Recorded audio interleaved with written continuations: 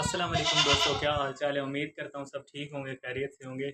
सबसे पहले तो आपको 14 अगस्त मुबारक हो सबको। तो आज जो हमारा टॉपिक है वो है हवाने का जो मसला बनता है वो और उसका इलाज। हवाने का मसला क्या बनता है कि बाद औक़ात हम लोग देखते हैं कि जो हमारी बकरियाँ हैं, दूध देने वाली बकरियाँ हैं, उनके जो थन होते हैं उनमें सोजिश आ जाती है, पता भी नहीं चलता। अचानक से आप देखते हैं कि थन सूज जाता है, या एक साइड सूजती है या दोनों, दूध बंद हो जाता है ना। तो उससे बड़ा मसला बनता है, परेशानी बनती है। और सबसे पहले देखते हैं कि इसकी वजह क्या है।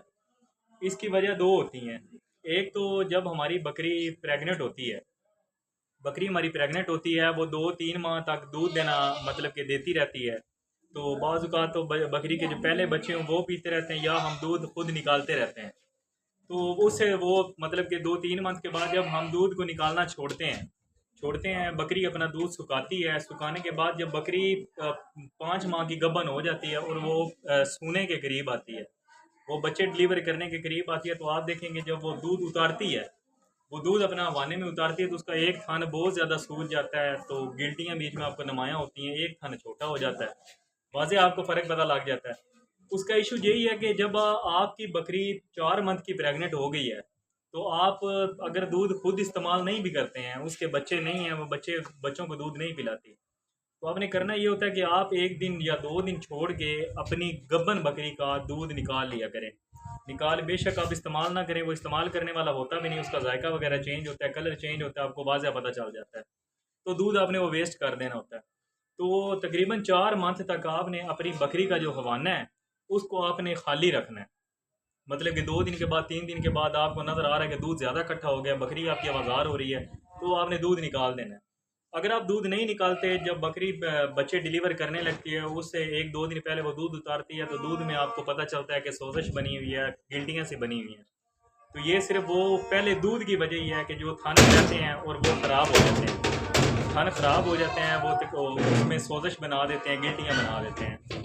एक ये वजह होगी, और इसकी दूसरी वजह ये है कि जब हम बकरियां हमने रखी हुई हैं, तो बकरियां भी हमारी दूध देने वाली हैं, तो माल हमारे पास ज़्यादा होता है। बाज़ औक़ात हम सफाई की इस्तेमाल नहीं करते, ज़्यादा सफाई नहीं करते जहाँ पे हमने बकरियां रखी हुई हैं। तो होता ये है कि वो जो पेशाब करती हैं या उनका जो गंद फजला होता है, वो बकरी के थन को लगता रहता है।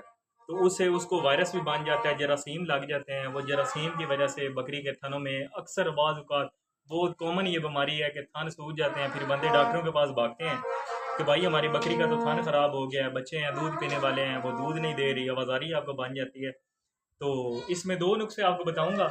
तो इसमें देसी नुस्खा भी आ जाता है और इसमें दवाई भी आ जाती है कि जो हमने करनी है। और तीसरी हमारी अपनी घर की केयर है। तो करना अपने ऐसे है कि सबसे पहले जो है आप ये किया करें कि अपनी बकरी का जो थन है उनको पहली मैं आपको बताता हूँ। जो बकरी का आपका थन है, तो थन को आपने कोशिश करनी है कि आप उसको वॉश करो।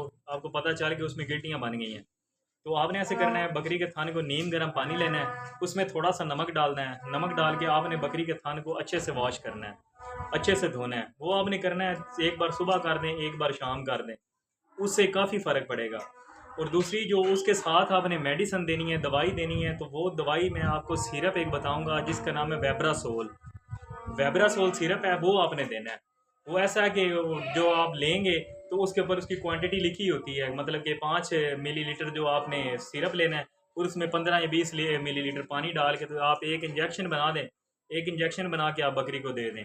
तो वो उसके ऊपर डब्बी आप लेंगे, तो सिरप लेंगे वेब्रासोल, उसकी डब्बी के ऊपर सारी क्वांटिटी लिखी होती है, तो आप उसके लिहाज से बकरी को दें।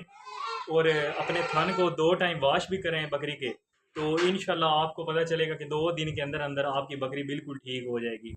और जो सिरप भी है वो आपने करना है, मतलब कि एक टाइम सुबह देना है और एक टाइम शाम को देना है। ये चीज़ हो गई। और इसमें एक और चीज़ है, अगर आप अपनी बकरी के थान के मसाइल से बचना चाहते हैं, तो आप ये किया करें कि हफ्ते में या 15 दिन में एक बार दही के अंदर आपने 1 चम्मच हल्दी ले लेनी है और आधी चम्मच लाल मिर्च ले लेनी है। वो आपने अच्छे से दही के अंदर मिक्स करनी है। दही के अंदर मिक्स करके इंजेक्शन बनाए और बकरी के मुंह में डाल दें। इससे ये है कि बकरी के अंदर वाईबादी नहीं होती। वाईबादी नहीं होगी तो उसके बाद आपकी बकरी का पेट साफ रहेगा। उसकी जो आंतें हैं, जो दूध प्रोडक्शन बढ़ाती हैं, जो नाड़ें हैं, वो तंदुरुस्त रहती हैं।